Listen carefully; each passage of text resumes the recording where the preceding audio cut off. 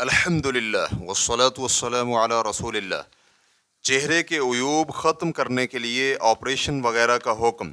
سوال کیا گیا ہے، میرے چہرے پر بچپن سے کچھ نشانات بالکل واضح ہیں، انہیں زائل کرنے کے لیے آپریشن کروانے کا حکم کیا ہے؟ ان نشانات کی وجہ سے لوگوں کے سامنے آتے ہوئے میں نفسیاتی طور پر ہچکچاہٹ کا شکار رہتا ہوں۔ الجواب بعون اللہ سبحانہ و تعالی۔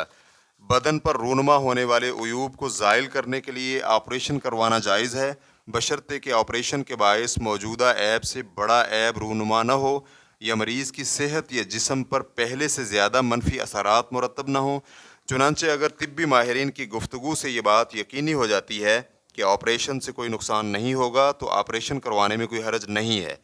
شیخ ابن باز رحمہ اللہ سے پوچھا گیا، میری عمر 18 سال ہے، میری شادی ہونے والی ہے، لیکن میرے چہرے پر کچھ نشانات ہیں جس کی وجہ سے میں لوگوں کے سامنے شرمندہ ہو جاتا ہوں، تو کیا میں اپنے چہرے کا آپریشن کروا سکتا ہوں؟ آپریشن کی وجہ سے میں لوگوں کو بدصورت نظر نہیں آؤں گا۔ تو شیخ رحمہ اللہ کا جواب تھا، اگر چہرے پر چیچک یا کسی اور چیز کے اثرات ہوں اور طبی ماہرین کے مطابق ان نشانات کو آپریشن کے ذریعے ختم کیا جا سکتا ہو جس سے بدصورتی کا خاتمہ ممکن ہو سکے تو اس میں کوئی حرج نہیں ہے۔